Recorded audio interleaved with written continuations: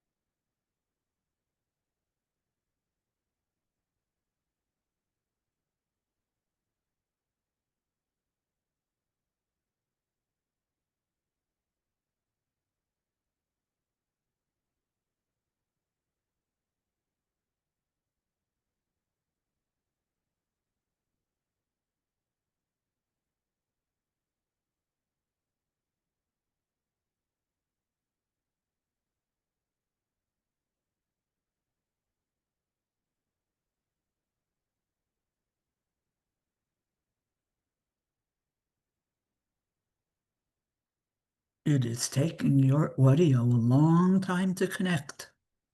Hello, There you are. here I am. Good I morning. was I was reading Lois's iPhone audio is trying to connect, Oh, and it was really? doing No, that. no. It- I was just, not connecting yet. I was just waiting for the time to get. ah, So, But her phone was still trying to connect.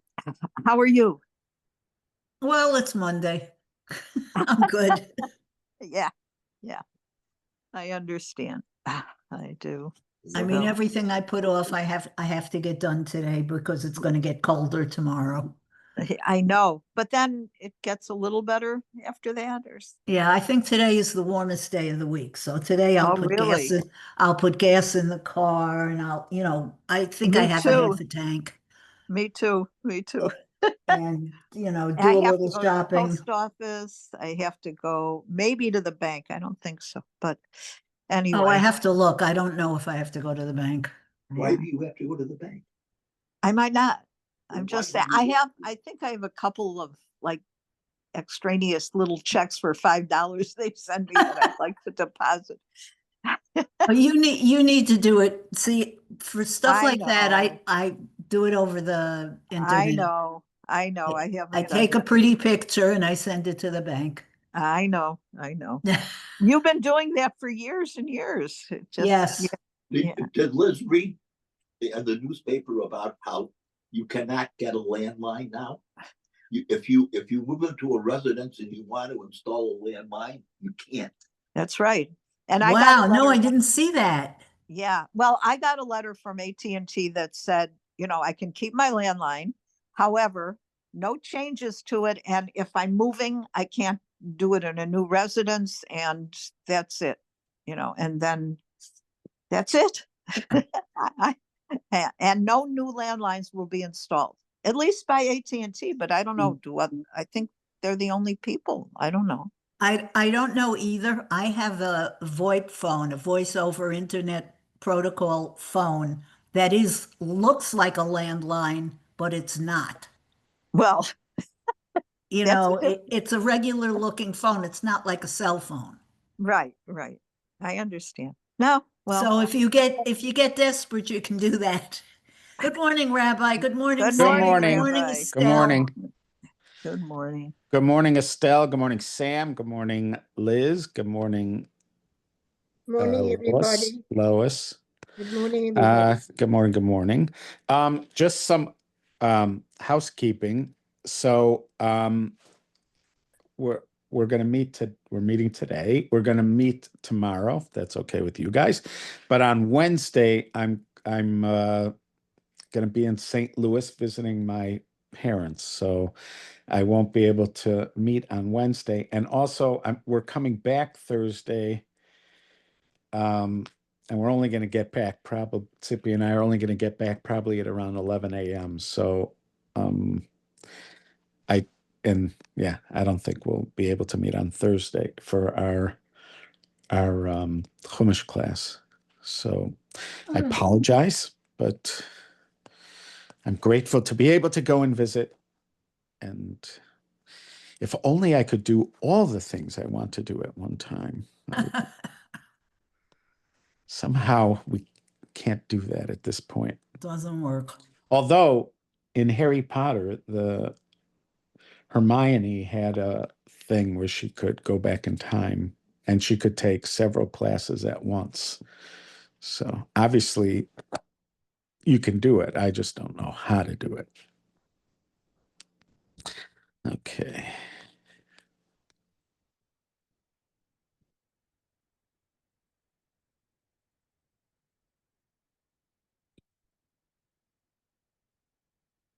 So how was everybody's Sukkot? Nice, great weather. Yes, I agree. That makes such a difference. You can't, I Yes. mean, obviously Sukkot that happens no matter what, but it makes a huge difference when the weather is nice. I also felt that over Pesach. Like, yeah. Who sleeps in the sukkah? Yeah, just ask her. What I happened? agree. No, David wants to know if you sleep in the sukkah. I don't. I mean, I Oh, you don't. would. I haven't. When we were in Israel, I did, but I don't here. First of all, I mean, technically, there is a permit according to Ramosha Isserlish that if you're married and uh, it and you're not going to be able to sleep in the sukkah with your wife, then technically you don't have to sleep in the sukkah according to Ramosha Isserlish, where I rely on that. But also, it's like it's like not even when I was at my sister's in her sukkah, even though it's family, it still feels, I don't know, sort of funny to be out there with family. But I mean, without, not in my own sukkah. But when we were in our own sukkah, I did sleep in there.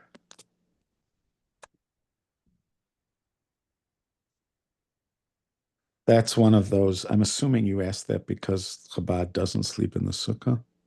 Yeah, I was like, yeah, but they're doing it for different reasons. Yeah, they do it. Yeah, they have their own reason. Yeah, I mean, because Which reason knows not of. No. I mean, Yeah. What was it? Uh, What were you that saying? I didn't hear what you expression, said. I have my reasons, which reason knows not of.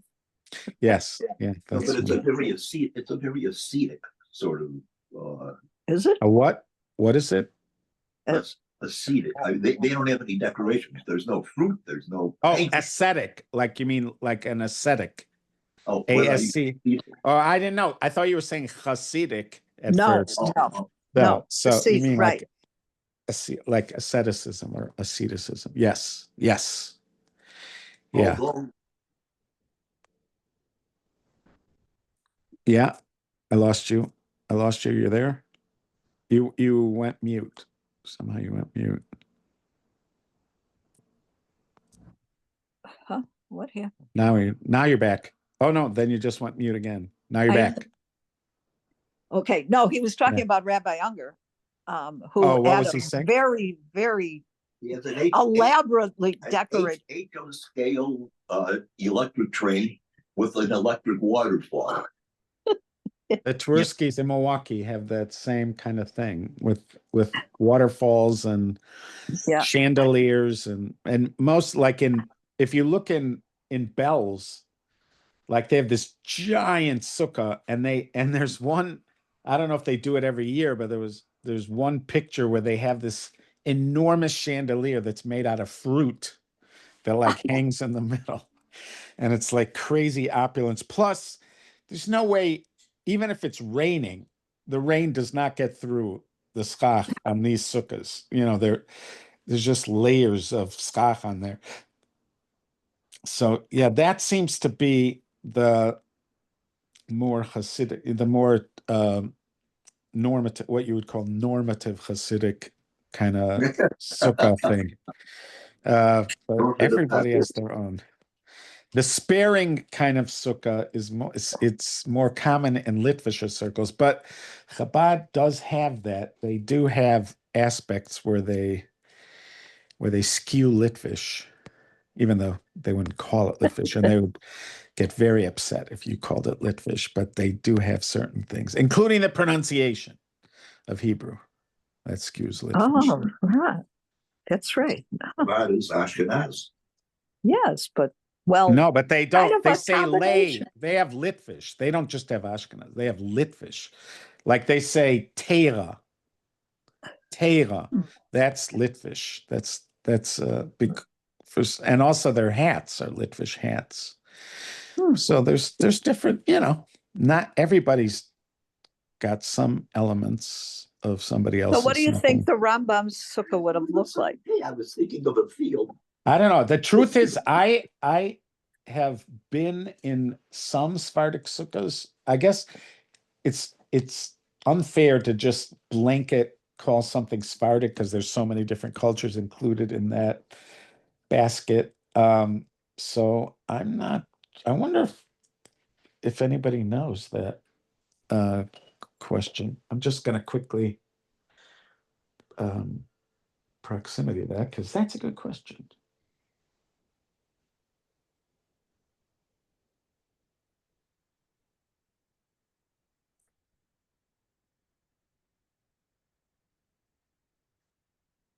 I do know that like there's letters from Rabbi Ovadia Bartanura who moved to Israel from Italy, and he wrote letters about his travels back to Italy, you know, to his family in Italy.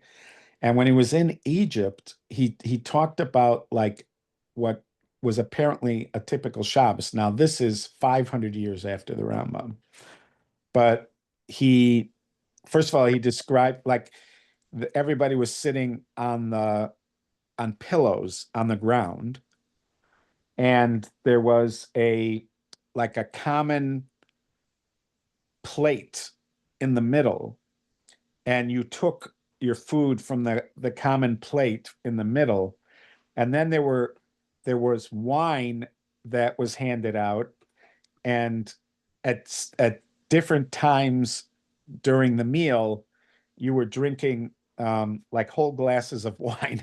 And he said you like nobody everybody was like out by the end of that meal. They were like there was now a No, strong Shabbos. Shabbos nap was happening. So I would that's the closest I get to knowing how they do things in Egypt, but that's 500 years later and it was on Shabbos. Anyways, do we know what the Rambam's sukkah looked like? They have pictures. You never know because they Yes. have that they got all that stuff from the Geniza. Who knows what they have in there? That's true. That's true. No, I don't think I he don't took know. a selfie there. There are no surviving records or drawings of what the Rambam's own sukkah looked like.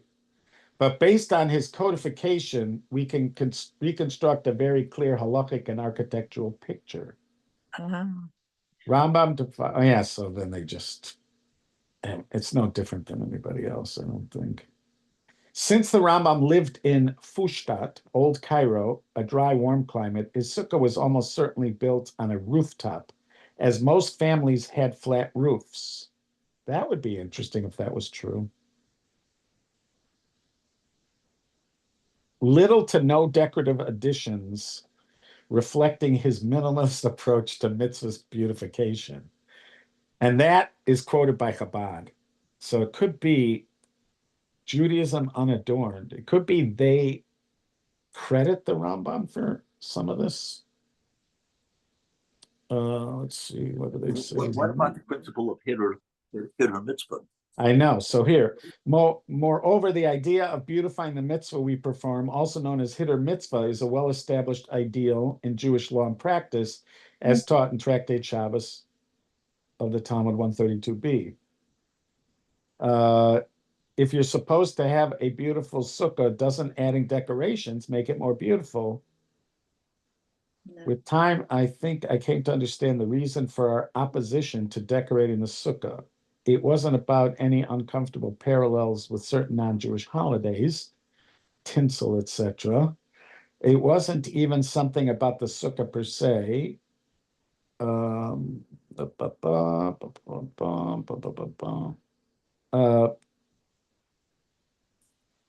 But building a simple, understated, slightly flimsy structure is sort of the point of the whole exercise. To quote the opening bars of the same holiday ditty, a sukkah so little, made of boards so simple.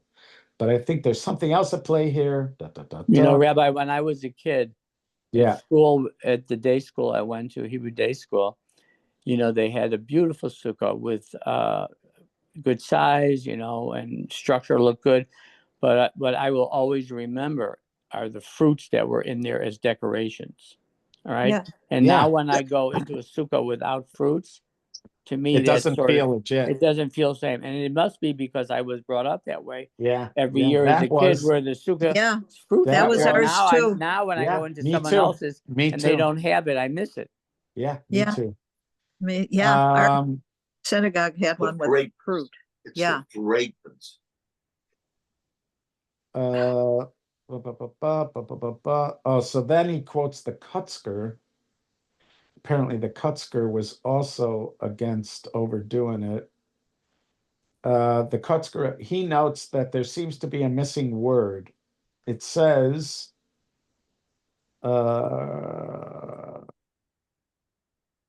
take care of yourselves, lest you forget the covenant of the Lord your God that he made with you, and you make for yourselves a statue, an image of anything that the Lord your God commanded you.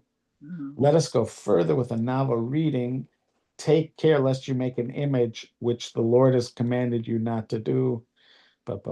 Just as the Torah forbids us against making representations of false gods, the Kutzker warns us not only against making art of things forbidden to us, but also of making an image or an idol of authentic religious experience. Put in practice, the Kutzker's teachings translate into a commitment to absolute authenticity and a disdain for external appearances.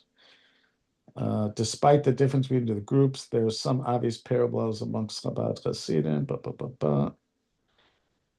So far, he has not quoted the Rambam. I thought he would quote the Rambam here.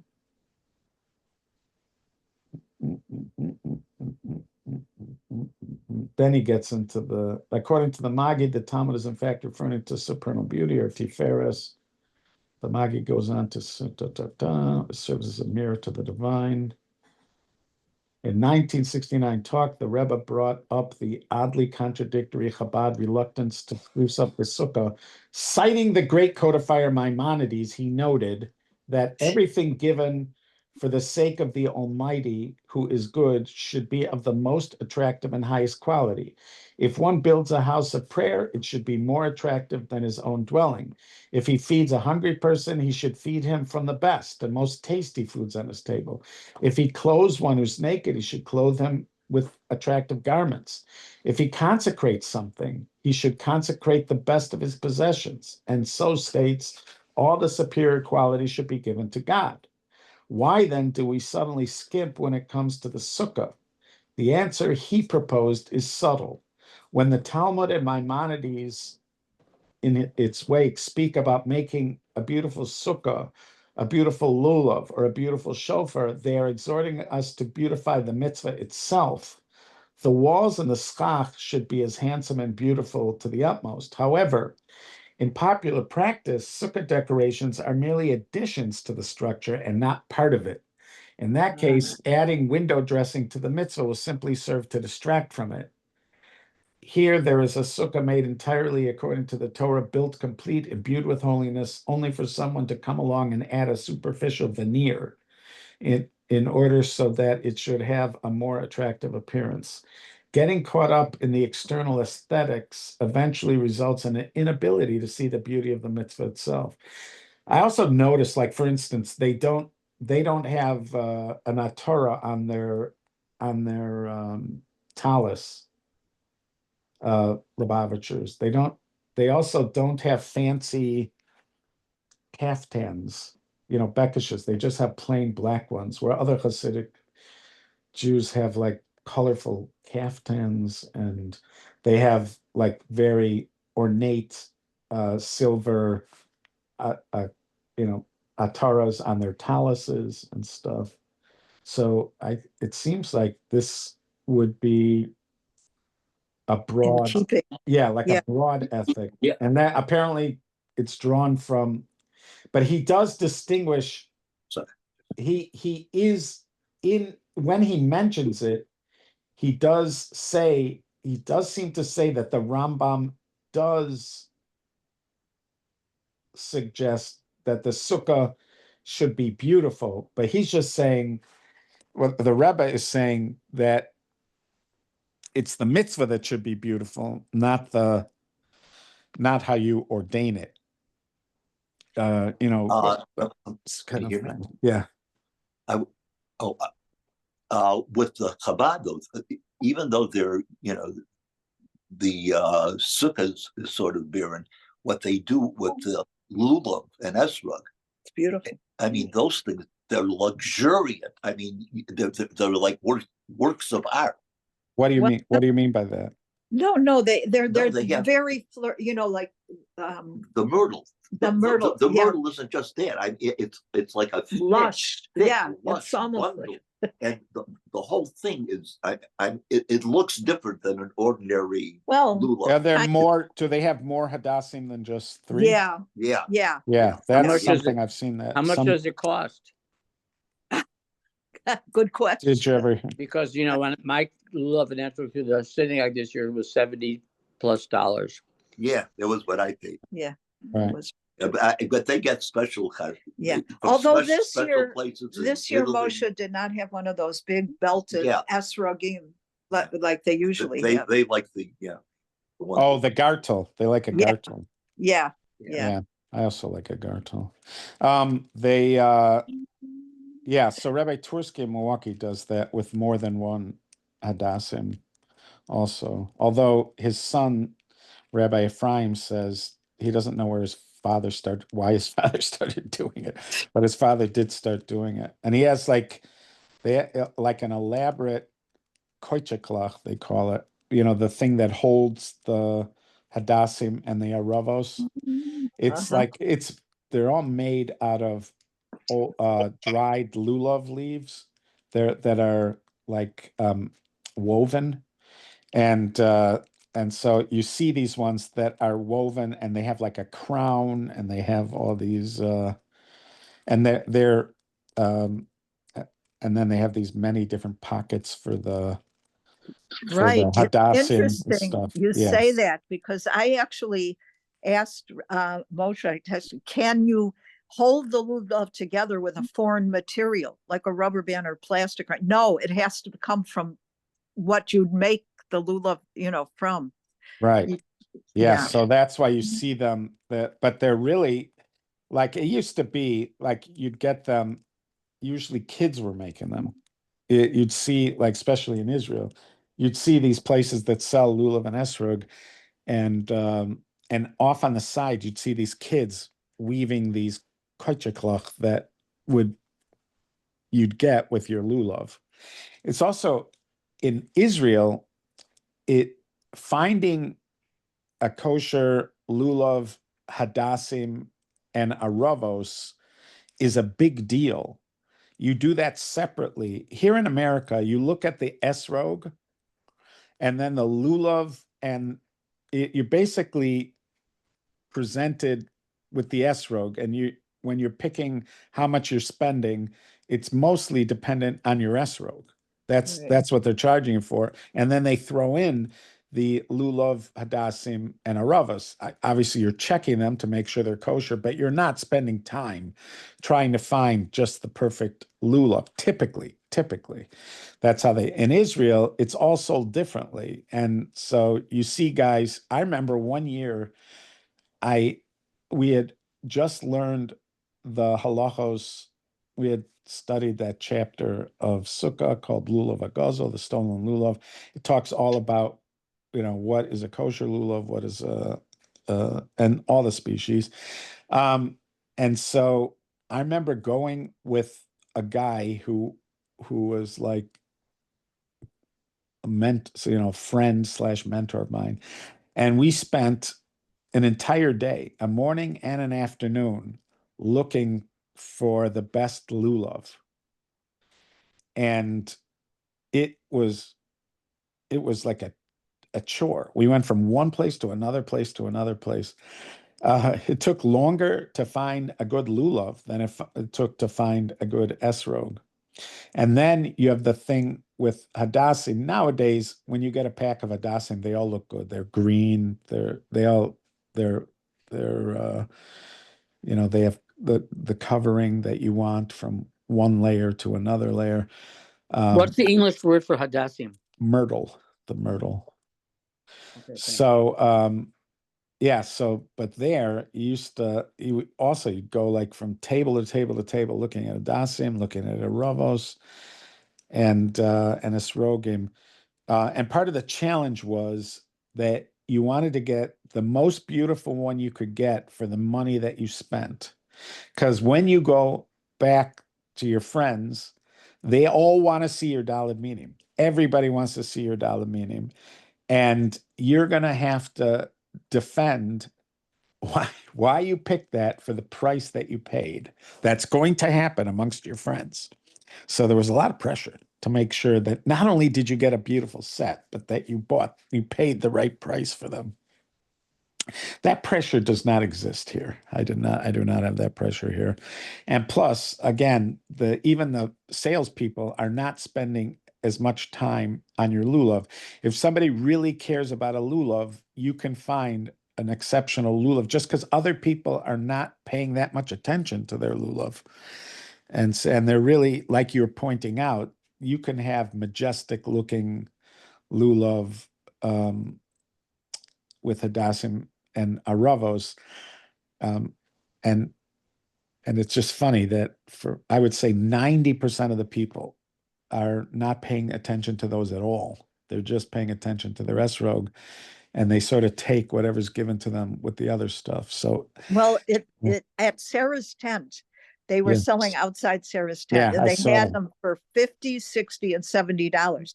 And the lulav, if you spend $70, you got a nicer looking lulav. So I said, wait a minute, is this a better esrog or a better lulav? And she said a combination of both.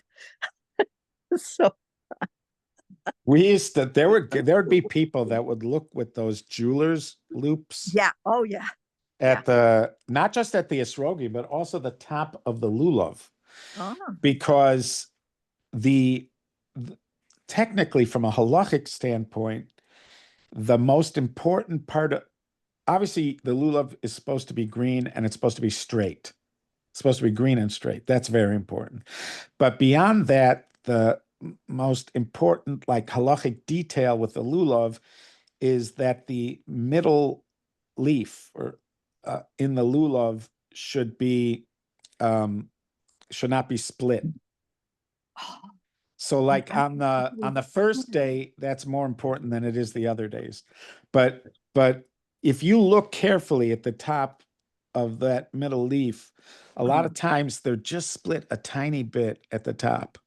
Now, most people would be happy with that, but if you're looking for the best lulav, you want it completely closed at the top. Then there's something Hasidim often go for this, but Litvaks don't like it as much because you can't see the middle leaf when you do this. But there's something called a knippel, which is it folds over at the top. It makes like it like bends at the top, and it's sort of a closed bend thing. And so, but there are certain people that go out of their way to get that knipple. There's certain people that think the knipple is cheating because you can't tell if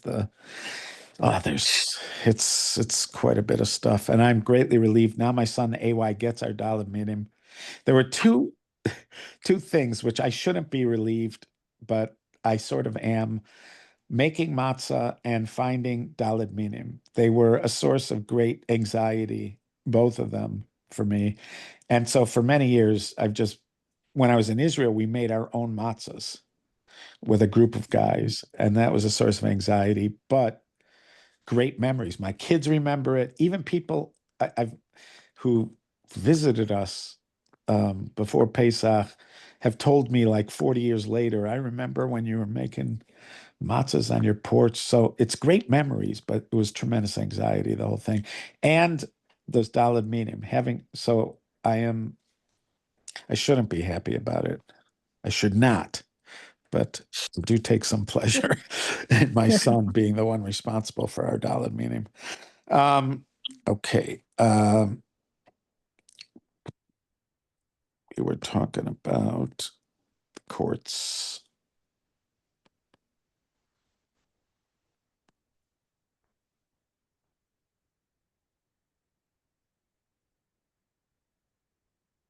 I also like when it comes to a sukkah, my kids don't have this at all, but I have it because I remember this was another thing I remember from sukkahs when I was young, that the schach was like pine branches. It was like, pine branches were the schach, and that smell of pine branches and seeing them up there all green and like sticking out, that's what a sukkah looked like to me. So nowadays when people have mats, it doesn't entirely feel like a sukkah. Almost everybody I go to now has either mats or slats up there. But that's another thing it's hard to get used to. That in So what is Israel, that? they You mean use like floor mats? lulav. Yeah, so they have to be specially made just for schach. You can't just buy those, but they have these, they're made of little slats of wood, these, and they sort of roll out. So it's like a wooden mat.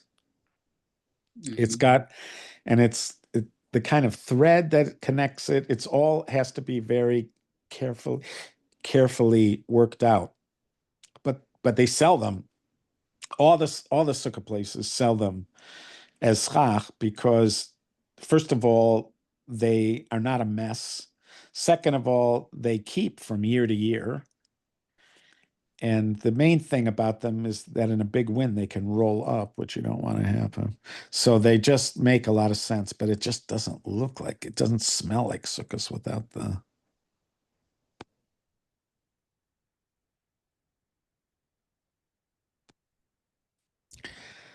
Um, let me move here.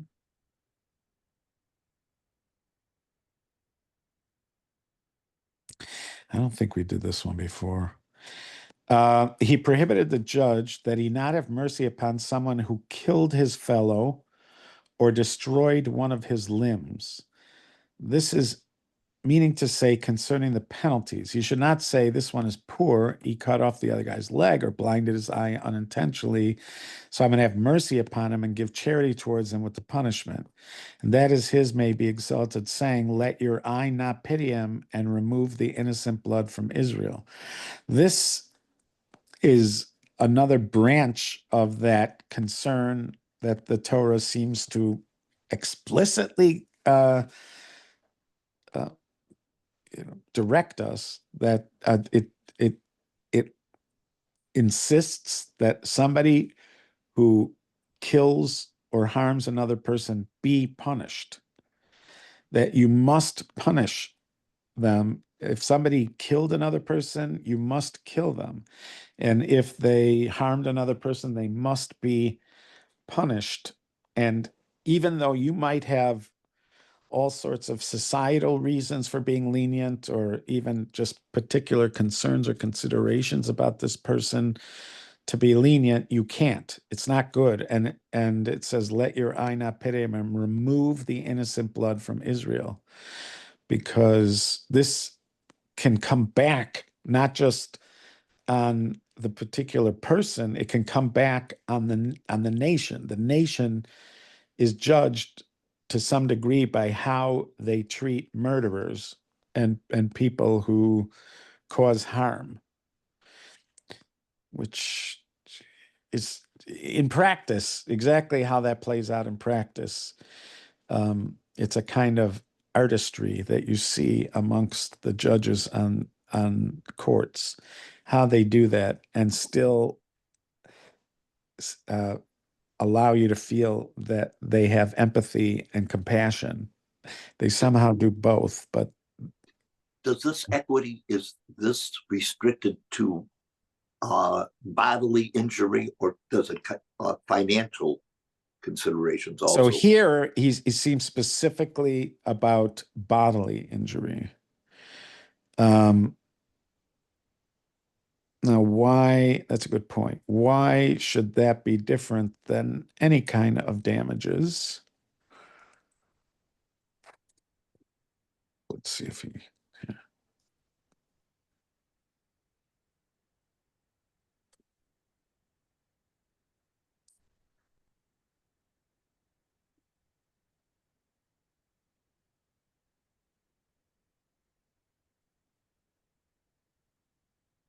It sounds like it has to be something pretty bad, because it has, Right. Yeah.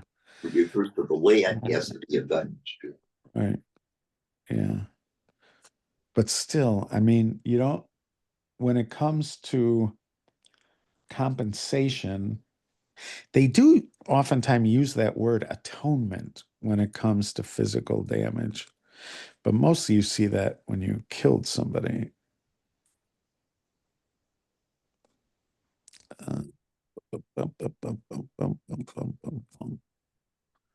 Yeah, I don't know why they told us to look here, because this one doesn't have it. But that's something to pay attention to. I agree.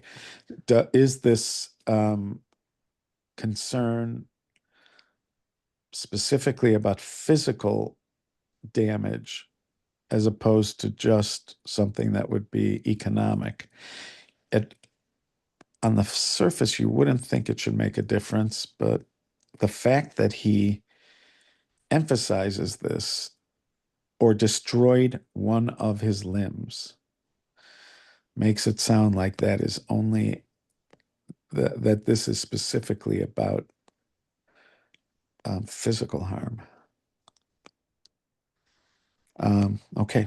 That he prohibited the judge from slanting the judgment of converts and orphans. See how many we have had so many mitzvahs here that are counted as part of the 613 about this concern of showing some kind of favoritism from almost every different angle. He prohibits a judge from slanting the judgment of converts and orphans, and that is maybe exalted saying, you shall not slant the judgment of stranger and an orphan. And behold, it has already been explained that one who slants the judgment of Israelite transgresses a negative commandment. In other words, you're doing it for them, not against them. You're trying to help them, but you're not supposed to. In other words, the judgment is supposed to be on the law and not about the circumstances of the people in front of you.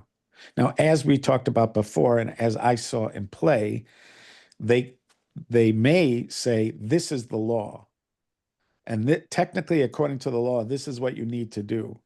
However, we want the two of you to stay here until you work out a compromise, after the fact. That's the law, but you don't, let's say the person who benefited from the law, there's no reason why he has to take exactly what the law said. He could forgive the other guy. He could even forgive him the amount he owes him. So So that's how they'll do it sometimes. They'll tell you what the law is, but then they'll say, we don't want you to leave until you've come up with something, some kind of compromise. One who slants judgment of Israel transgresses a negative commandment. That is his saying, you should not commit injustice in judgment. So if he slanted the judgment of a convert, he transgresses 2 negative commandments. And if he was a convert and an orphan, he transgresses 3 negative commandments. And again, this is talking about not, of course, this would be wrong if you slanted it against them. This is talking about even if you slant it towards them. That he prohibited the judge not to listen to one of the disputants when he's not in front of his adversary, and that is his saying, you must not carry a false rumor. For usually the words of a disputant that are not in front of his fellow disputant are false. He warned the judge from listening to those words so that the image created by those words that have no uprightness and no truth to them do not enter his soul. The language of the Mechilta, which is the halachic midrash, is you shall not carry a false rumor. That is a prohibition to a judge not to hear the words of one disputant until the other is with him. It is a prohibition to the disputant not to state his case to the judge until his fellow disputant arrives. And to prohibit this very same content, he said, keep far from a false matter, and is explained in the 4th chapter of Shavuot, as is explained in the 4th chapter of Shavuot. And they said that also included in this negative commandment is the prohibition against one who speaks evil speech, one who accepts it, one who testifies with false testimony, as it's explained in Makos. So this is one of the places where Lashon Hara, harmful speech, is addressed. And so there is a specific instruction here for judges, and then an instruction here for people who are not judges and are not even in a context of deciding law at all, but are simply speaking in a harmful way about somebody else. It's sort of deduced from this verse that it is prohibited to do that.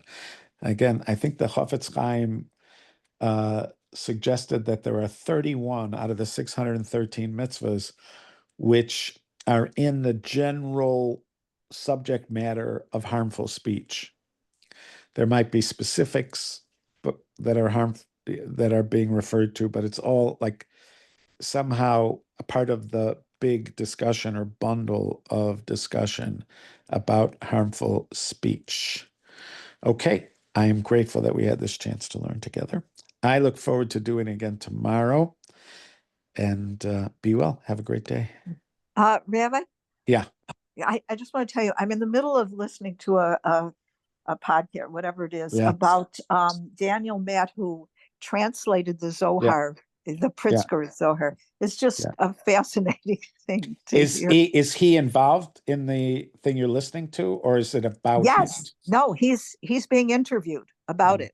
And it Did you ever meet what's his name? Yechiel Pupko? Rabbi Yechiel Pupko? He mentions him. I never met him, but he mentions that Margot Pritzker was studying with him, and that's right. And that's how they contacted him. So Pupko told me, Rabbi Pupko told me that Daniel Matt is a 1 in 1,000 years kind of scholar. Wow. Yeah. When it comes to because it's not just a matter of technically translating it, you have to somehow communicate what is the spirit of it, and you're talking about something that's the deepest of the deep. And so to be able to do that in a way that even profound scholars think you did a good job is remarkable, especially about like something about the Zohar. To be able to do that. He talks about the difficulty of translation, something that, I mean, you can't get the spirit of it. And he says most of that, he'll use a strange word in Aramaic or something. And like Aramaic, but then in his notes, he'll try to explain it more do you know what I mean? Yeah, yeah. He tries to keep the spirituality of, yeah, okay. Yeah. I mean, Just- if he didn't, nobody would be interested in it. That's the thing. Like these old translations were just translating the words, and they were not useful to people. People didn't find them useful. Right. And so the fact that that so many think he got it, it's just a massively remarkable achievement.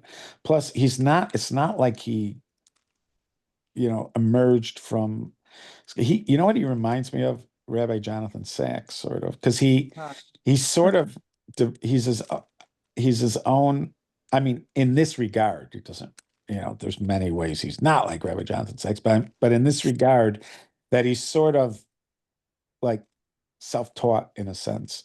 Like, Right. Right. and that was the thing about Jonathan Sacks also. He didn't emerge from the system.